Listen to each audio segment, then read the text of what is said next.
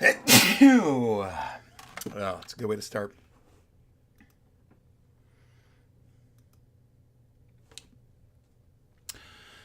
Hello, media planning and buying students. My name is Mike. As you know, here it is week 12-1. I'm recording our lecture for this period because I'm not able to make it into class, so you'll see that. I'll send a link to this. This is just to keep us on track with everything. So we're gonna do this today, so you can watch kind of at your leisure over the weekend, or even hopefully just over the class period today. Would probably be the smartest way to do this. I'll keep the content to around a half hour. But my hope is that we'll stay on track, so we can just kind of be focused on Thursday. So here is kind of what we're doing today here via digital lecture.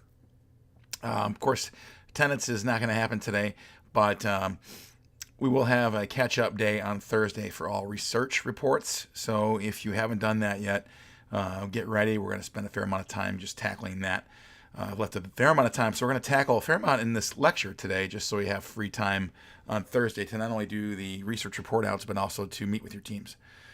Today, first thing we're going to do is we're going to talk about Chapter 10, and that's evaluating the media plan. That's Katz Chapter 10, so you should strive to read that in conjunction with this video, because on Thursday, we're going to have a reading quiz on that chapter, reading quiz number, I think, 8 or 9. And then today I'm going to wrap up by showing you a couple project review examples and talk about some of the student projects that I've got now loaded into D2L, so you can take a look at those. You should be able to find those pretty easily. And then I'm going to show you an example of a plan that I pulled together, one of the many plans I pulled together for Briggs & Stratton and the Home Generator Systems projects. For this week, you should read Katz Chapter 10 and, of course, also Young Chapter 12 to stay on task with everything. As you know, assignment 7 is due. That's an individual project, so that's due. So you want to bring a printed copy of that on Thursday, because you'll have some time in class to review that with your teammates, and that's where you can compare notes and kind of make connections, hopefully, with some of the research you've been doing during the course of the semester. Like I mentioned, reading quiz 8 is on Thursday also. That's on Chapter 10, so you want to read that and get through that. We'll administer that in class as well on Thursday. So we'll catch up on Thursday with our research report out, so we'll get pretty much everybody caught up. And then I wanted to share this quickly with you guys as well. These are the 4 student examples I'm sharing with you guys from last semester, which I think are good. And the only one of these 4 here, Monster, Lulu, Bud Light, and Little Caesars, that has a paper associated with it is the Monster Energy one. I don't want to overwhelm you guys with too much stuff, but I think the Monster Energy project is a pretty good one in general. So a high watermark for you guys to think about, but a good example, something to throw darts against. Of course, all of these are pretty good, so take a look at those. One thing I wanted to mention that's not probably in the handouts is that I'm also looking for a calendar, a year-long calendar. And we'll talk more about budget and stuff like that as well, but these are good examples, I would think, for you to look at. Some quick hints for you guys as you begin to plan in earnest for your final projects. Of course, the supporting document is meant to be kind of a deeper dive, right? The presentation is a high level and teasing out sort of the key moments or things that you want to talk about from a strategy standpoint. So really go into some detail on the robust data. Remember, we've talked about how to write both a narrative summary, also using data. So we want to kind of have a combination of those two. And we'll talk more about that next class period as well. But robust data is key. Formatting's up to you, I'd say, but a lot of students tend to grab elements of the brand and point not only their PowerPoints, but also their papers with consistencies that will help format. Now, I would say this, be consistent for sure, either way, whatever you choose to do. Same theming, colors, and imagery in both the presentation and the support document is critical. So make sure you do that. Obviously, I'll say this, and I don't know if I say it anywhere else, but obviously you want to watch typos as well. That's a big bugaboo for me. So if you have a typo in there anywhere, you can expect to probably lose some points. This is a pitch after all, and that's not a good way to start off a conversation or a relationship with a client if you've got typos in either your leave behind document or your paper or your presentation. The best PowerPoint slides usually have very few words, if any. So what you don't want to do is have a written narrative paragraph and just read from that. So there's three of you guys, generally speaking, I think in most cases here. You'll want to turn and talk. So, look at a PowerPoint, bullet point rather, point, and then you want to make, conversation around that for each slide. But, less is more in a lot of cases there, and be able to explain the strategy. If you choose to use primarily pictures in your PowerPoint, that's great. Then be extra certain to fully explain what each image is supposed to be communicating in the supporting document. So make sure there's a connection and a flow. That's the other thing. It's kind of harkens back to 110 when you've taken 110. They talk about transitions, and that's vitally important to any pitch. So anything you've learned in 110 is important here. Quality versus quantity. Of course, we're not looking for you to just take everything you've written in the paper and drop that into a PowerPoint slide, right? We want to kind of distill the best parts and the best strategy.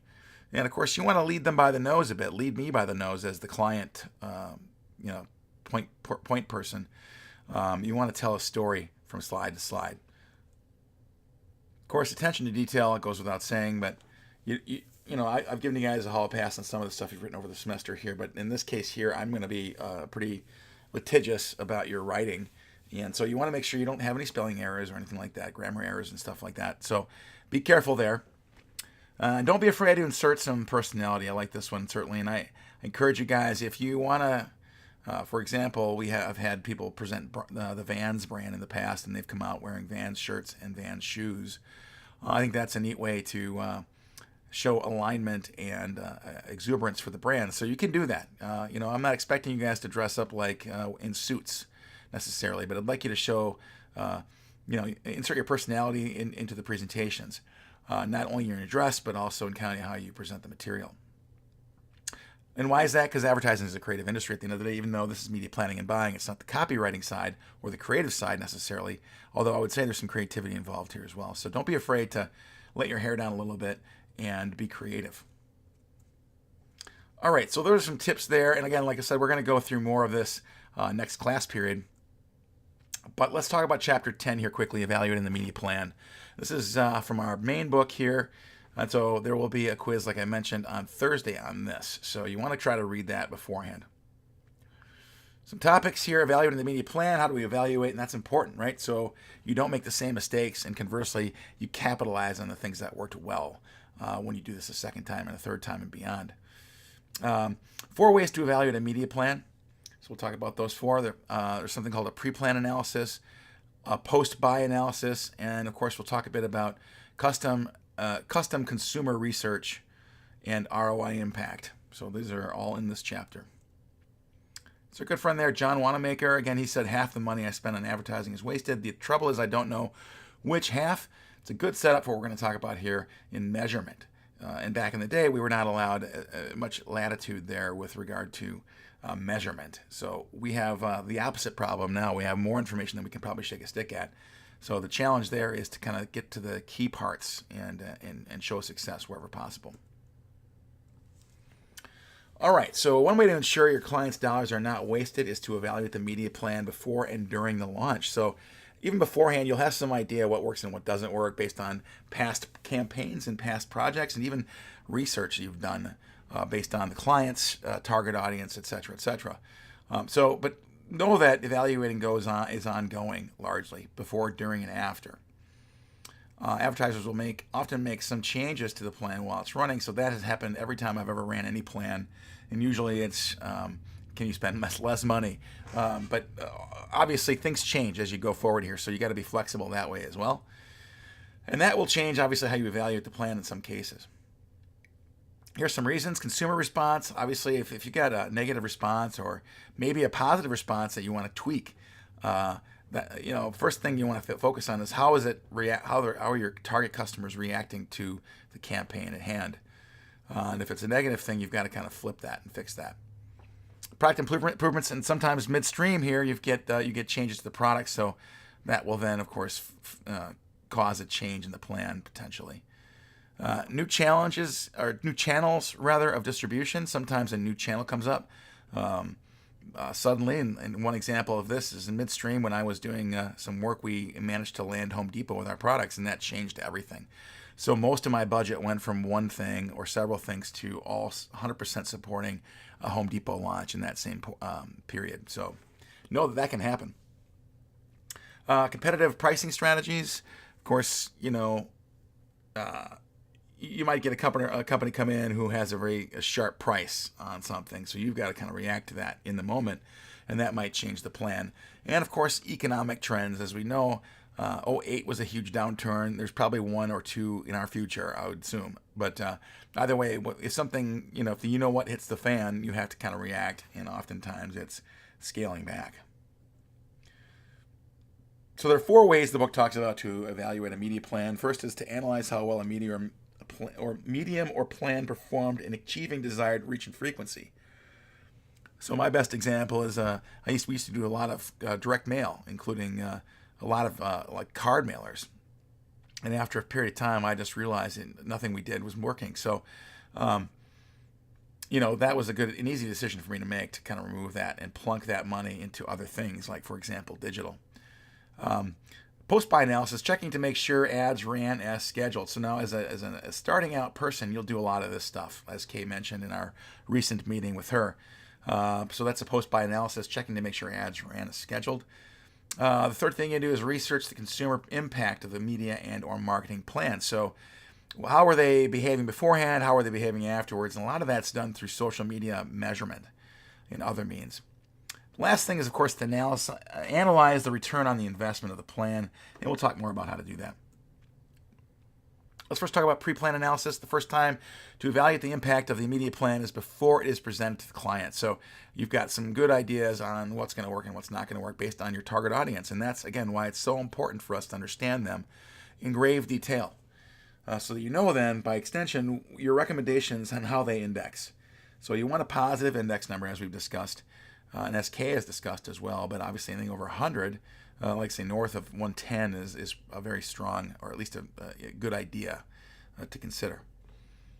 The media specialist, which is kind of the opening person, the starting out person, must determine which vehicles and what amount of each of them will lead to meeting their client's goals. And I wanted to mention this too. Computer systems and tools are available, writ large, to help with our analysis there. All right, so post-buy analysis, a little bit different. Obviously, it's after the fact. You spent the money already, and things have happened. So how did that go? First thing you want to do is just make sure the ads ran, and that's what we talked about in class. Obviously, traditional media, you get things like tear sheets and other examples of that. And as Kay mentioned, there are also ways to do that digitally. So you want to make sure the ads that ran as they were planned to be run. They also must determine how well the plan delivered on its goals. So how do you do that? And there's different ways for different media. So here's some things to do. There are syndicated data that can be used to help determine if you meet these goals. So Nielsen for TV, as we know, Nielsen's the only game in town, frankly. So Nielsen does a great job of that. Nielsen Audio for radio, also. So if you got a radio campaign as a part of your larger plan, you can use Nielsen Audio. MRI for print, and I would also add Simmons to that, and ComScore for digital are the big ones. These are all the tools you'll need to answer your questions regarding reach and frequency. All right, so there's also ways to get at what's going on by doing custom consumer research. And any of you folks who will find themselves next semester or next year in the capstone project will be doing some of this stuff here. But obviously we want to understand kind of from the consumer's point of view what's going on with the campaign. So it's important. Why? Because it helps determine whether you or your client got what it was paid for, first. Second point is you'll get to see whether the plan worked as intended through consumer research. And finally, it also provides invaluable help in preparing for next year's plan. So you'll be able to fine-tune, and obviously you do this for multiple years. You make tweaks as you go forward, but it's always important to get feedback from the consumer. So you can do this either quantitatively or qualitatively, like using focus groups or using surveys. So either way. And again, 423, the capstone project, you'll do probably a bit of both.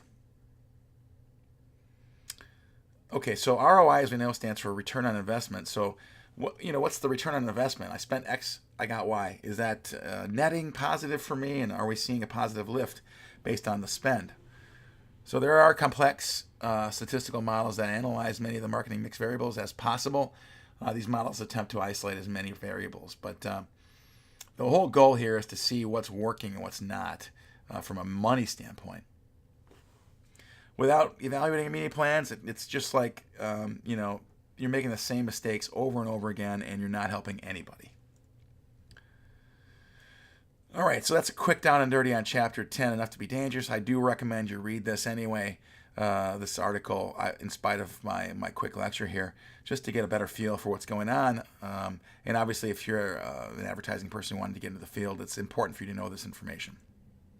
I want to pivot, talk about the IMC planning process quickly, just so we get a feel for this. This is a nice slide here that I took from 220. You may have recognized this picture, but I think it does a nice job of articulating what's before you guys right now if you haven't started working on your final projects yet. So something called context first. So nice alliteration there. Context, customers, competitors, and communication rather are the 3 C's underneath context there. Customers, obviously knowing who you're targeting, competitors who are vying for those same customers, and then of course, how do you go to market? How are your competitors communicating, and what's your plan? What's your overarching campaign idea or concept? Now you see there product positioning. We'll talk a bit about that as well, but one thing we do, and not as much in media planning and buying, that's more the marketing piece, but how is your product positioned in the marketplace, and who is your target? And we'll talk about objectives next. Of course, that's also super important. What are you gonna do? What's that thing you're gonna hope to improve upon? Whether it's increase sales by 2%, or drive more traffic to your website, or maybe increase store traffic. The list goes on and on. But what are your objectives specifically based on what you've learned about the campaign and about the client? The last 2 pieces there on the right-hand column, budget and IMC components. So how do you intend to spend the money? Where is it going to go? And then I would say IMC component could also be rolled up into what's the schedule for the year. So I'll ask you to do that as well for this project. So effective IMC campaign planning starts with establishing quality communication objectives that tie the organization's context, target markets, and positioning. So that's an important piece here, and it really comes down to what's in the center there, the communications objectives. So we've kind of touched on this already, but kind of these are the big hitters here for our goals when we build these campaigns. As I mentioned before, we get our orders, our marching orders, from the marketing objectives and a marketing plan. So the marketing team more than likely will hand over what the objectives are, and this is a list of some of those here, right? The big buckets here with the arrow, inside the arrow there are sales volume increases, market share increases, profits, or return on investment are all important factors to consider. To the right there, how do you tie those marketing objectives to communication objectives? Okay, so any one of these bullets can be something you can draw upon for your plans, but develop a brand awareness could be one, increasing category demand, changing consumer attitudes. Maybe sometimes you've got a situation where the brand has not been favorably viewed upon by consumers recently, so maybe the goal here is to kind of change that. A good example of that would be Domino's Pizza, when they admitted openly after consumer research that their pizza tasted like wet cardboard and their sauce tasted like ketchup. Not a positive thing, but they managed to turn that around and create a campaign that then, of course, drove a positive response. So I'm not going to read all of these here, but you get the idea. We're looking for you to kind of take maybe, let's say, sales volume increase, right, or market share increase. Those are 2 common ones, or maybe increasing profits, but the first 2 primarily, I would say, increasing sales volume or market share. And then what are some communication objectives you're going to hang your hat on? So the last thing I would say about this is try to come up with a number. Be specific on your communication objectives. So if you're trying to develop brand awareness, say I'm increasing brand awareness by 5% or 10%. You're kind of making up a number there a little bit, but be realistic about it. Don't say 90% because that's not realistic. So generally 5 to 10% is a really big swing. All right, so we've talked a lot about different kind of things in IMC, and I don't want you to. The main thing I want you here to do, you guys to remember, is that we've talked about a lot of different tactics, and I've given you an unlimited budget, which we'll talk more about as well. Now, the only thing I'll say about the budget is prove to me that what you spend is going to make more money or have a more positive impact. So the value is going to be there. In other words, I'm going to spend X, I'm going to get X, Y, and Z.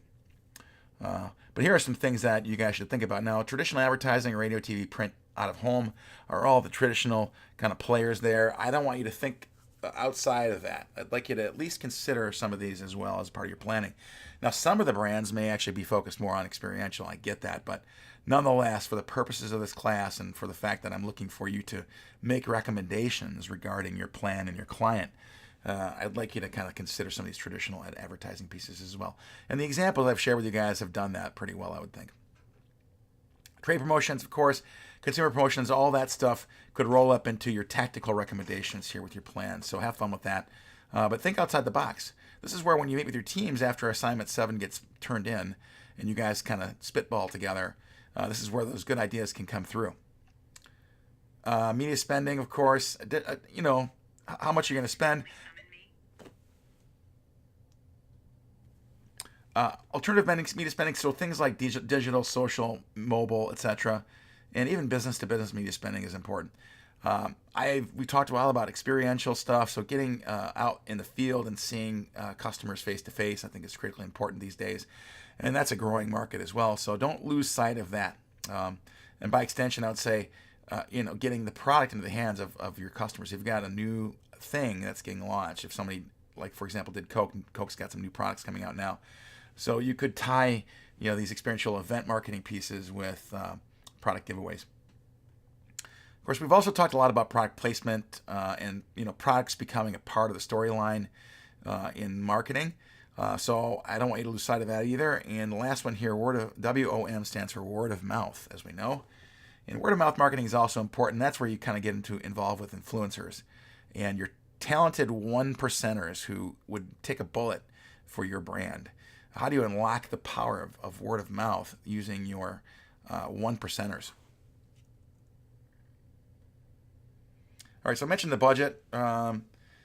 Obviously, they're based on a few things. So what you do every year is what I've done every year is we've always had benchmark measures. So I'd get a budget, I'd spend that money, and I would produce results, and I'd show kind of what happened. So that's the first thing I want to mention to you. That's the starting point. But every year, that will probably be modified based on what happened the first or second or third year. Budgets are largely based on either communication objectives or marketing objectives, and they vary from consumer to B2B markets. B2B is more heavily focused on trade journals and telemarketing, and obviously in most cases here we're doing B2C, so it's more likely to include TV magazines and the internet, etc. So a lot larger sort of swath of different things to choose from. And I think like most of us are doing B2C here, so don't leave anything on the table. All right, I wanted to share this quickly with you guys, just a couple slides, maybe 5 or 10 slides on a plan that I did some time ago for home standby generators for Briggs & Stratton. So this is a picture I actually took. I staged this outside a home. We were looking for a home that had the perfect, it took a while to find a place like this, but obviously that's one of our smaller generators there, and our positioning was the smallest, most powerful generator on the market at the time it was. So that's kind of why that was important as well. So I'm going to go through this here. This will give you an idea kind of professionally, and this is a little bit dated, but I think still relevant. I'd feel pretty proud of this even today if I had to go out and launch something like this. So I think that it still holds up over time. So one thing I did is I created a microsite or a landing page, and I had a short, memorable URL, powernow.com. And we used that in all of our material and all of our promotions to drive to one spot. And why is that? Because landing pages give you a lot of data. And we know quickly then how much is what's working, what's not working. So I had, if I did a radio ad and drove it to Power Now, I would know that that ad drove X number of traffic to my website. And of course, the landing page itself was built to capture leads, and that was the whole point of PowerNow.com. Now we had BriggsandStratton.com, but we wanted to focus on this landing page, which drove leads specifically to us in a meaningful way. We also wanted to create buzz in various areas. The primary target was the consumer. Secondarily, we wanted also to get traction with retail, and media and industry and internal. So there was PR aspects to this and other things like that. But our primary target was obviously creating awareness for consumers. Our target audience had a lot of money, obviously $200K plus, combined household income of 150 plus, and generally it was males. This is an older one, but after a while we realized it was males with we had females as being strong influencers based on what we learned through our research. So know that we started with that. So our plan writ large, and you'll do this as well. What's your overarching strategy? Our plan was to time everything to coincide with seasons that have propensity to bring adverse weather. So wintertime and summertime, primarily around hurricane season in the winter, or in the summer rather, and then ice storms around the wintertime. So we had cutting edge, eye-catching, user interactive digital banner creative wherever applicable. So we did a lot of digital, just because that's where people go first. If they're able to, if the power's on, they'll go and search for a solution. So we wanted to be there for them the minute they searched for power outage problem or any kind of such word there. So our goal is to have a big footprint online, and that's kind of what we talked about. So how do we do that? We had some vehicles to suggest weather content sites. We did a lot of pay-per-click or pay-per-view, pay-per-click rather, keywords using Google and Overture. But obviously now, if I had my druthers, I would just do Google. The Overture is no longer existent, to my knowledge. DIYer and home sites. We knew that people with old homes wanted to renovate, and obviously adding a generator is something you could do easily.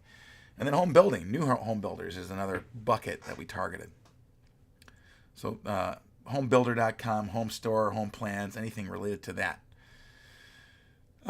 We also, so that's weather. So we want to talk about weather. Let's talk about that first. So we targeted weather.com, which is a big website, and WeatherBug, two of the biggest, right, at the time. And I'm sure these numbers are much, much bigger now. But obviously between the two, there's a 1-2 punch for us. Anytime weather junkies went online, they would be exposed to an ad for our generator. So that made a lot of sense for us, and they hit our target pretty perfectly. Skewed Men, weather.com and WeatherBug. Obviously, there's some information there. And 70% of those folks own their own home, so we wanted to have as many people owning their own home as possible. So they're the ones who can take charge and make a decision about putting a generator in their home. Average income was a little lower than we discussed, but nonetheless on point, and the average ages were pretty good. Here's some examples of these. And then we did also search engines, right? So we picked keywords, generator, power generator, and other words as well. And these were expensive words, but we wanted to enjoy that space as much as possible. So we buying the keywords, we wanted to pop up, on the first page when people searched for these words. It wasn't cheap, but we, like I mentioned before, there was low penetration, so nobody really owned that space. Generac was our competitor, a main competitor at the time, and so we had to battle that. So we had a pay-per-click campaign to kind of really be in the conversation when people went on search. Here are the three big ones. We had This Old House and DIYNet and Bob Vila were our three big DIY or home sites. And again, these are folks who, fix up their house. And so one message could be then, you should fix it up with backup power. Bob Vila was great. Bob Vila, I don't know if you know who he is, but back in the day, he was very popular. I think he's since fallen off a bit, but Bob Vila had a show, and getting mentions there, both on his show and on his website, were important. Here's some research. We were involved heavily in home building as well. Now that was never coalesced or never became a big thing for us, unfortunately. Big part because of the '08 housing crisis, but nonetheless, we saw an opportunity to build our products into an existing home plan. So we wanted to be in the conversation with builders, basically. So we did a lot there to kind of create awareness for our products with home builders. And by extension, they would, of course, then pass that along to their consumers as an option, along with Corian countertops and other kind of selections. So obviously being online is important. Homeplans.com was one place we looked at. Home building, offline. So that's an advertisement there. So that's kind of it. Those were our four buckets, areas we targeted. And all of those, of course, were geared to target our target audience in a meaningful way. Now, I'm going to ask you guys to do this as well. Obviously, this is a calendar of sorts here at high level. And this kind of covers everything we talked about. So this is a simple example that you want to do for your campaigns as well. What are you going to do? And why? And when? So look at each of those. Here's an example of some of the banners, which I look back on now, and I think, gosh, are they ever atrocious? But nonetheless, this was a draft of something, so we ended up with something a little bit better maybe. But ad banners, because we're doing a lot of digital. And I think I mentioned this. I'll quickly talk about this. Our big goal here was lead generation, because people don't buy these products right away, so we want to just get their email and have a conversation with them. So we had a seeding campaign where we just went on key markets and owned the space online as much as possible. in those 4 buckets we talked about. Then that's something also called a trigger market. So whenever the power went out, we had a heavy up focus on those markets. So I had a little extra money in my hip pocket I could pull out and spend in those markets. So this is kind of how it broke out. I had some budget reserved for trigger campaigns, and we had local radio, direct mail, local telemarketing, and neighborhood yard advertising, and other things to support our dealers, like a referral program, and again, just supporting our dealers locally. It was a part of our trigger campaign. So the minute the power went out in somewhere, some town or location, we were out there with our dealers, and we're dropping these ads. Of course, seeding is just in case, right? Knowing hot markets and being out in those hot markets with print, online, radio, and yellow pages. Back then, yellow pages was still kind of relevant at that point. And then any collateral stuff. So we had just a lot of stuff that were out in the markets that we thought were going to be viable. Another example of a campaign, and this is a way you want to think about how you lay this out. So quickly you can get a quick glance when you're presenting this to your client. Another example of that, again, for national online campaigns and some of the keywords we used. And this is the web ad piece here. We've already seen this. This is interesting. So we knew kind of where the where the power went out. So we had this thing called DOT tracking, daily outage tracking. That really was great. I would get a daily report on where the power went out, so I could then sit down at my desk and begin and get on the phone and start making plans for those markets. And these green circles here are places where in that year where outages had happened to some degree. Now the key thing there was it long enough? If you had a short outage or like a little blip, it's not enough. It's got to be more protracted for it to be valuable. But that's kind of what I did once I had this all planned out. Florida was a big market for us as well, so I mentioned radio as being a big thing here, and it's still big. So we worked with this company here, and we were able to make a very focused, efficient buy, and we were able to drop ads in all of these markets here in Florida. Okay, so that's quick down and dirty on a campaign I did, 10 years ago for Briggs & Stratton. I did this every year, and every year it kind of improved or modified based on what I learned from the previous year. So just know that it's not a perfect science, but you've got to be mindful and, of course, always be measuring and tweaking. So another campaign I want to share with you guys a little bit different here. More recently, I did this in the last 5 years. I started a company down in Chicago, as you guys may know, with a few other folks. And one of the companies that we launched was called UpDog. So I have pride in authorship of this. In fact, I came up with the idea when I had seen another company called BarkBox doing this. You may have heard of them, but our goal was to kind of upseat BarkBox and take some of that share because it was a wide open market at the point, the subscription service market. So UpDog was the brand I came up with, which I think is kind of cool. You've heard the joke, "What's up, dog?" Well, I don't know what's up with you is kind of the joke there. So kind of fun conversation starter of sorts, but we were targeting dog families. So I'm going to give you some examples of some slides that I pulled together back in the beginning when I was pitching this. Pets are now a part of the family, which is kind of one of those insights we talk about, right? So the fact that dogs are now almost like a family member, and that's how our dog is, and maybe you've got a pet as well, and you notice that same thing. So attitudes about pets have changed over the years. Now they're more treated like humans, and you'll see some spending information coming up here on that. They spend more on their dogs in some cases than their own human companions. So new animal care products, new animal care services, prices are secondary. So why the change?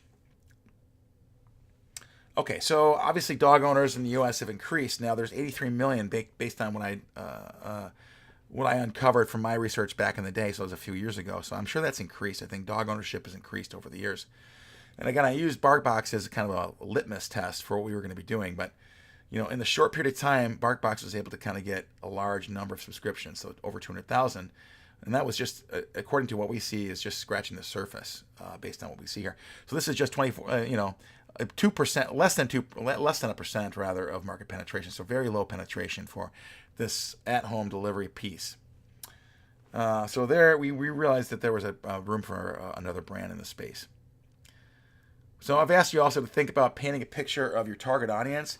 And we've named our target audience dog parents because they treat their dogs like human beings. So here's graphically what you want to do here. And you can show pictures like this just to kind of prove a point that people treat their dogs like better than other humans in some cases, which is kind of phenomenal.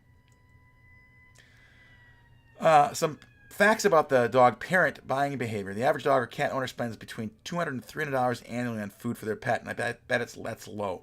So lots of money gets spent on these dogs. So that's from 2014. Dog parents are 65% of all dog owners treat their dogs like family, like I mentioned. So that's a large number. So that's vetted out through a research piece I found online. Credible resource there. Other facts that you could latch onto, again, these are insights. 48% let them sleep in their bed. 23% let them pet their pet lay on the furniture, and 38% are more likely to take their pet with them on trips.